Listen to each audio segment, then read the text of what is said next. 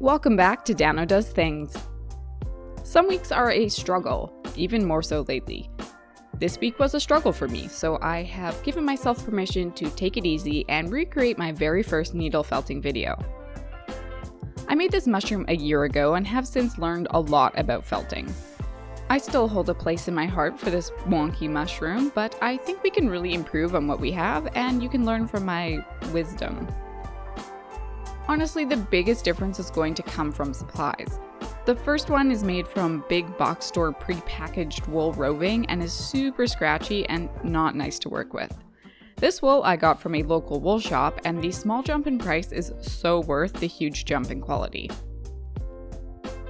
Alright, let's get into this mushroom. Start with your stem. Here I'm using white wool roving, but your mushroom can be any color you want, whether it's more natural or more Alice in Wonderland colors. We're going to fold a longer piece of wool roving in two so that the fuzzy bits will all be at one end, making the actual end of the stem easier to felt. And the fuzzy ends will be used to attach the stem to the top.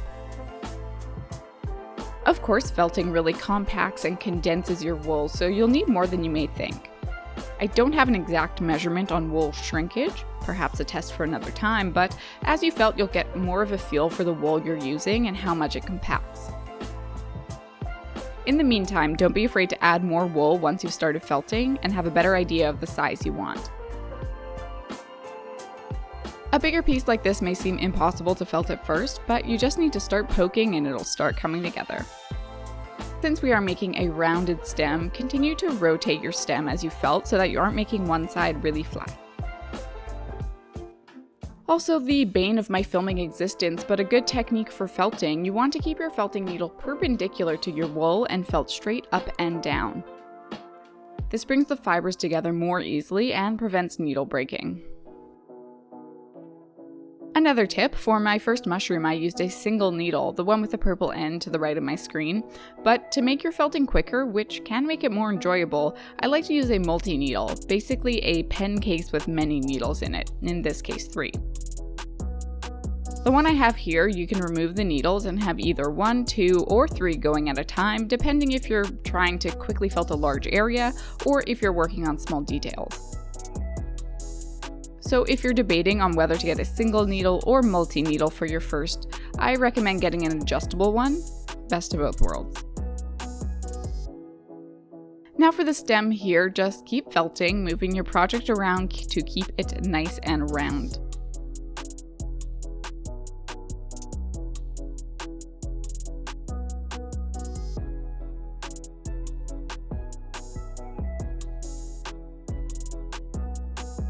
For reference, mine took between 10 and 15 minutes to get to the point where the wool is smooth looking and has all come together.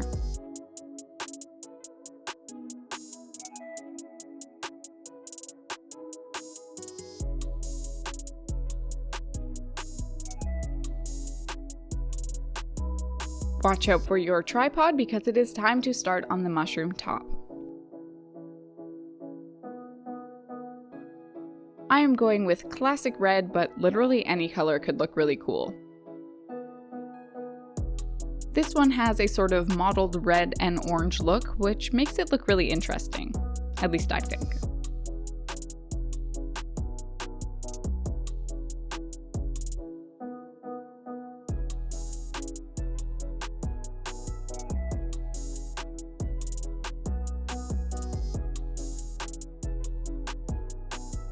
I'm going to use the same technique I used for the first mushroom, spiraling the wool around my finger and then rolling it in on itself to create a circle.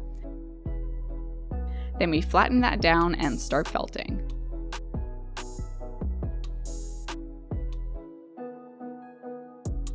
But before we get too far, something I desperately needed my first time felting, a thimble.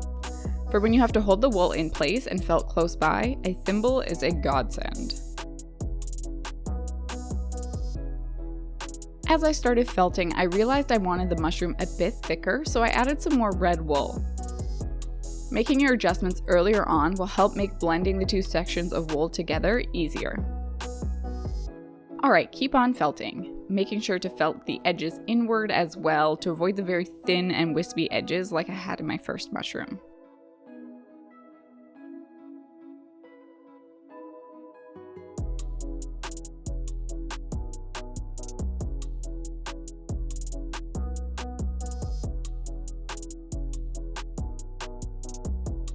After about 15 minutes, this is what my mushroom top looked like. Nice and smooth and ready to attach.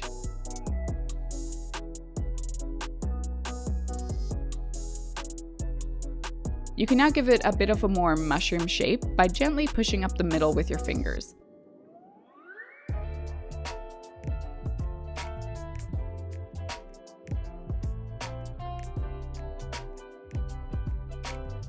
If you left too much of a tail on your mushroom, you can now gently pull some of the wool off the top.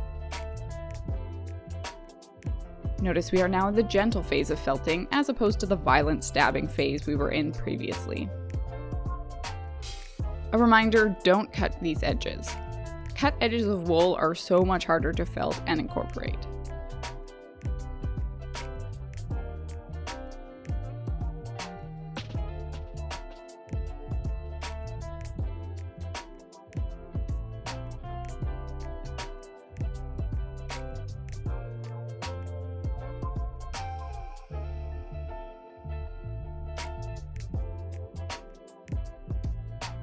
If the pulling messed up your stem at all, give it a few extra stabs.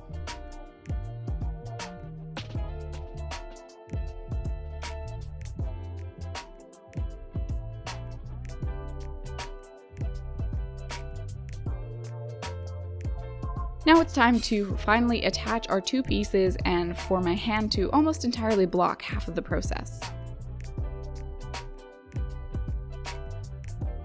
Felt the wispy bits of the stem gently into the mushroom top. You don't want to be stabbing too deep or else your stem wool will poke out the top of the top.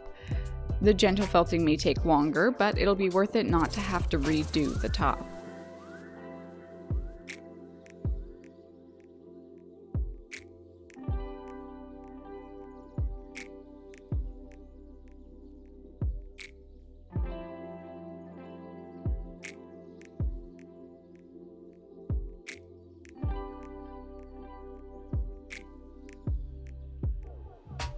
I also decided to add a little more red to just really cement the stem in there.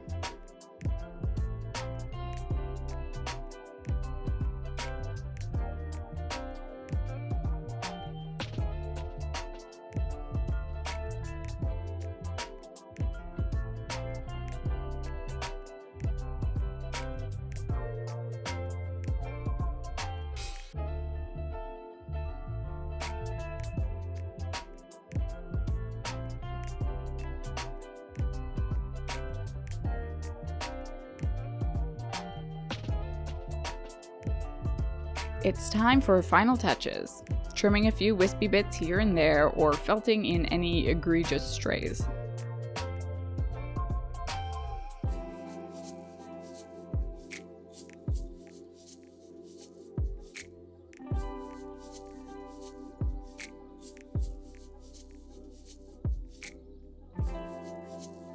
And that's it. An absolutely lovely mushroom to put in your plants, to let your cat play with, or hang on your tree. In comparison with my first go around, I'm just really proud of how far I've come. Remember when you watch tutorials online, it's likely not the first time that person has done it, so try not to compare your first attempt with their 50th. A little time and effort and practice will help your craft improve, as I hope I've proved here today.